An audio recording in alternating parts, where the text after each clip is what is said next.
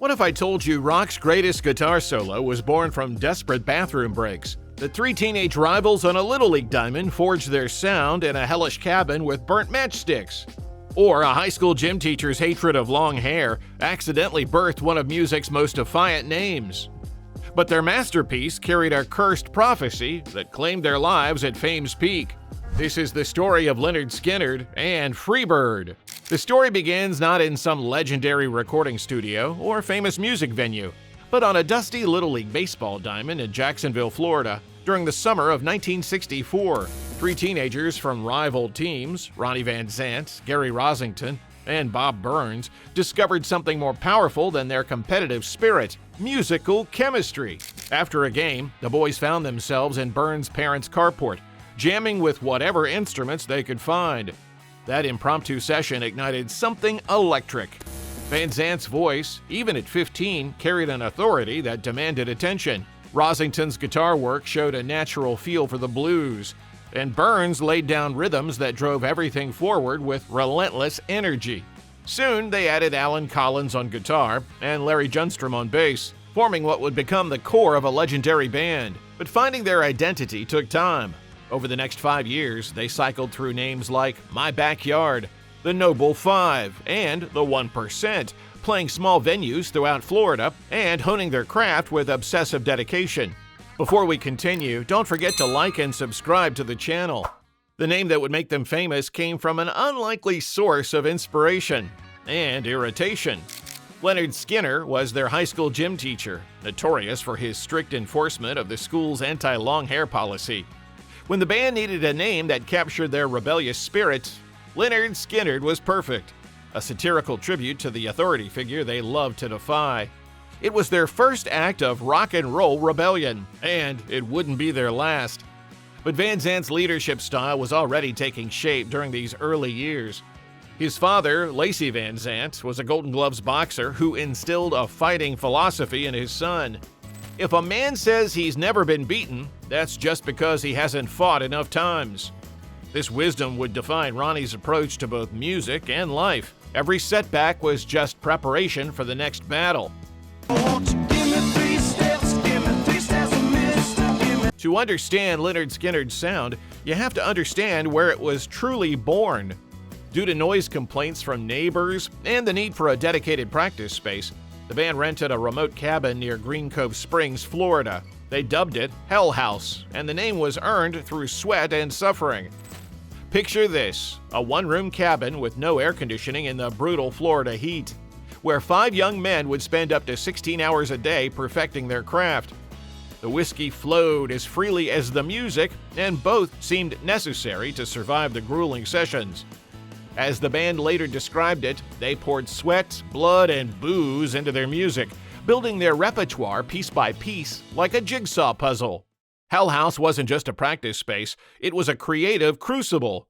The isolation forced them to focus entirely on their music, and the harsh conditions shaped their sound. This was where Ronnie Van Zant would sit by the creek with his guitar and notebook, crafting the lyrics that would become classics, like Simple Man, Tuesday's Gone, and the song that would define their legacy, Freebird.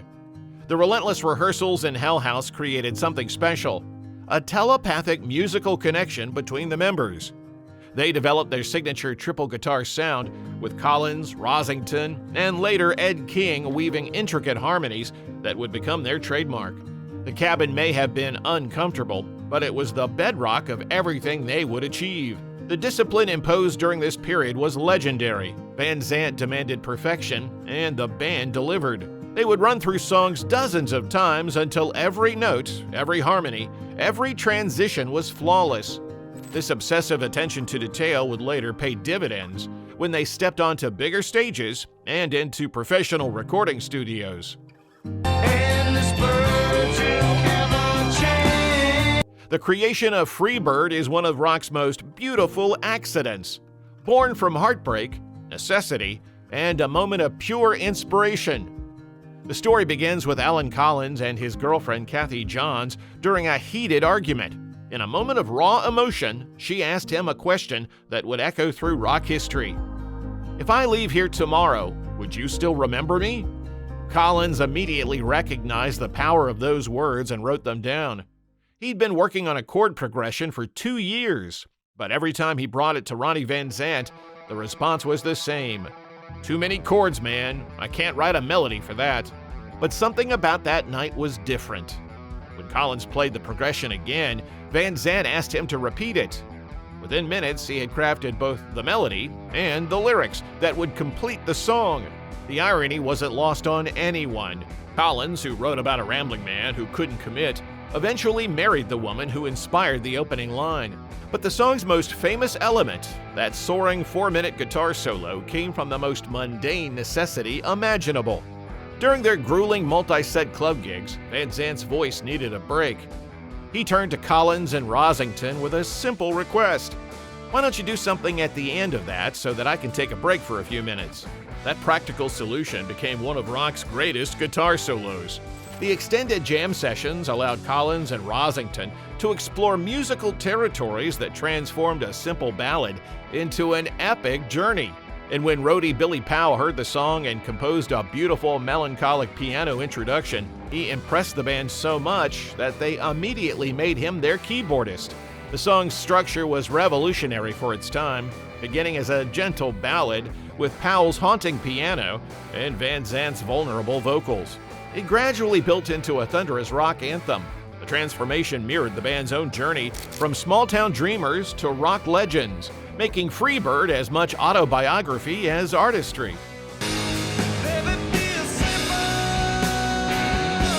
Recognition came in 1972 when producer Al Kooper caught their performance in Atlanta. Kooper wasn't just any producer. He'd worked with Bob Dylan, the Rolling Stones, and other legends. He immediately recognized their raw talent and signed them to his Sounds of the South label. The recording of their debut album wasn't without drama. Kooper initially dismissed Simple Man as weak and unsuitable for the album. Van Zant's response was pure leadership. He escorted the producer out of the studio and told him to wait in his car while the band recorded the song themselves. It was a moment that defined their unwavering artistic vision. During this period, fate intervened again when bassist Leon Wilkeson temporarily left due to anxiety about their growing fame. They brought in Ed King as a replacement. When Wilkeson returned, they kept King as a third guitarist, creating their signature 3-guitar assault. This accidental lineup change became crucial to their sound. The debut album, titled with tongue-in-cheek pronunciation guide, pronounced Lynyrd Skynyrd, was released on August 13, 1973. Critics praised it, with many giving it an A rating. But Freebird, clocking in at over 9 minutes, faced an immediate problem. Radio stations wouldn't play it due to its length. Cooper believed in the song's power and convinced the band to create a radio edit, cutting the epic down to just over 4 minutes. The shorter version would eventually reach number 19 on the Billboard Hot 100, but it was merely a preview of the song's true majesty. The full-length version remained the band's artistic statement, uncompromising, powerful, and completely authentic to their vision. The band's national breakthrough came while opening for The Who on their Quadrophenia tour in 1973. Night after night, they proved they could hold their own with rock royalty. Their powerful live performances winning over audiences across America. Freebird began evolving on stage, growing from its 9-minute studio version into sprawling 14-minute epics.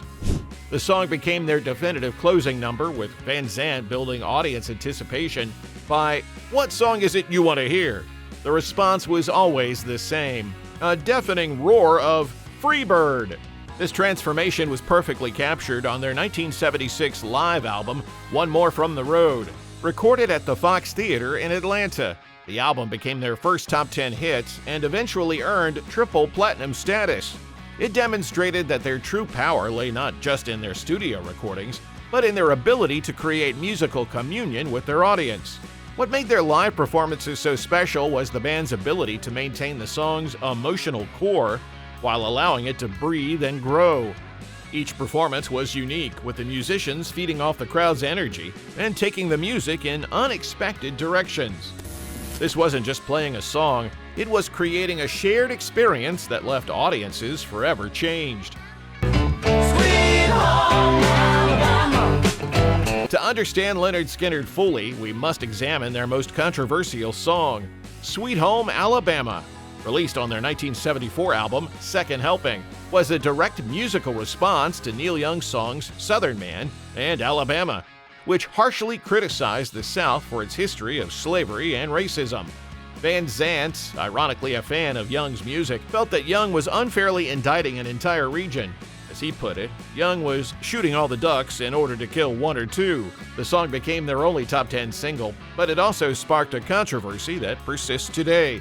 The famous line about Birmingham loving the governor was widely misinterpreted as supporting segregationist George Wallace. However, the band and producer Al Cooper maintained that the backing vocals, Boo Boo Boo, were actually mocking the governor. This showed the band's attempt to defend a more complex Southern identity while pushing back against sweeping generalizations. The controversy revealed something important about Lynyrd Skynyrd's place in American culture. They were Southern to their core, proud of their heritage, but not blind to its flaws. Van Zandt once said, "Wallace and I have very little in common. I don't like what he says about colored people." The band's complexity was lost in the cultural debates of the time, but their music spoke to a broader truth about regional identity and national healing. As their fame exploded, so did their internal struggles. Ronnie Van Zant ruled the band with an iron fist, described as both a father figure and someone prone to drunkenness and violence. Band members would often take the stage with bruises and broken bones inflicted by their own bandmates in alcohol-fueled altercations. The constant flow of drugs and alcohol created a toxic environment, but it also fueled their creativity. Van Zant channeled their self-destructive tendencies into songs like That Smell, written after Gary Rosington drunkenly crashed his new car into an oak tree. The grim lyrics warned of the smell of death, a chilling premonition of the tragedy to come. Van Zant's leadership style was a double-edged sword. His demanding perfectionism pushed the band to greatness, but his violent outbursts created lasting wounds. He knocked out keyboardist Billy Powell's teeth twice. He held a gun to drummer Artemis Pyle's head during a rehearsal. Yet somehow, this volatile mixture of talent, violence, and brotherhood created music that transcended its troubled origins. The band's relationship with success was equally complicated. They craved recognition, but resented the industry's attempts to sanitize their sound. They wanted commercial success, but refused to compromise their artistic vision. This tension fueled both their greatest triumphs and their darkest moments. In the years leading up to October 1977, Ronnie Van Zant became consumed by a dark premonition. He repeatedly told friends and family that he wouldn't live to see his 30th birthday, and that he would go out with his boots on, dying while on the road. The feeling was so persistent that even his father grew sick of hearing it. On October 20th, 1977, just 3 days after the release of Street Survivors, their chartered Convair CV-240 ran out of fuel and crashed into a wooded area near Gillsburg, Mississippi. 6 people died, including Van Zant, guitarist Steve Gaines, and backup singer Cassie Gaines. Van Zant was just 29 years old, 3 months shy of his 30th birthday. The timing was eerily prophetic. The original cover of Street Survivors depicted the band members engulfed in flames and was immediately recalled out of respect for the victims. The crash forever altered the perception of Freebird, transforming its themes of freedom and departure into a poignant farewell from beyond the grave. The song's opening line, "If I leave here tomorrow, would you still remember me?" took on a new, tragic meaning. What began as a rambling man's plea became a soul's eternal question, with the soaring guitar solo representing the ascension of spirits finding peace at last. Survivors of the crash described the horror of that night. Artemis Pyle, despite broken ribs, crawled through the wreckage to find help. When he reached a farmhouse, the owner mistook him for an escaped convict and shot him in the shoulder. Even in their darkest hour, tragedy seemed to follow the band like a curse. After a decade-long hiatus, the surviving members reunited in 1987 for a tribute tour, featuring Ronnie's younger brother, Johnny, on vocals. The tour was both a celebration and a cathartic healing process, allowing the survivors to honor their fallen bandmates while keeping the music alive. The reunion's most powerful moment came when they performed Freebird, not as a song, but as an instrumental tribute. Johnny Van Zant, overwhelmed by the song's new meaning, couldn't bring himself to sing it until 1991, when he finally performed it in Baton Rouge, the very city the original band had been flying to on the day of the crash. Freebird had become something larger than a song. It became a cultural phenomenon. The tradition of shouting its name at concerts of any genre became a humorous ritual that introduced new generations to its power. Whether delivered as a heartfelt tribute or an ironic jest, each shout kept the song alive in America's musical consciousness.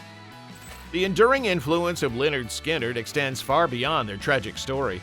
They pioneered southern rock by blending country, blues, and hard rock into something uniquely American. Their induction into the Rock and Roll Hall of Fame in 2006 and Freebird's inclusion in the Grammy Hall of Fame in 2008 cemented their place in music history. Today, more than 4 decades after that plane crash, Freebird continues to soar. Its 9-minute studio version and 14-minute live epic remain testaments to the power of authentic music created by young men who refuse to compromise their vision. From a carport jam to rock immortality, their story proves that sometimes the greatest art comes from the deepest struggles, and that a Freebird's spirit can never truly be caged. What is your favorite story about Lynyrd Skynyrd? Leave a comment below and don't forget to like and subscribe for more stories of rock's greatest bands.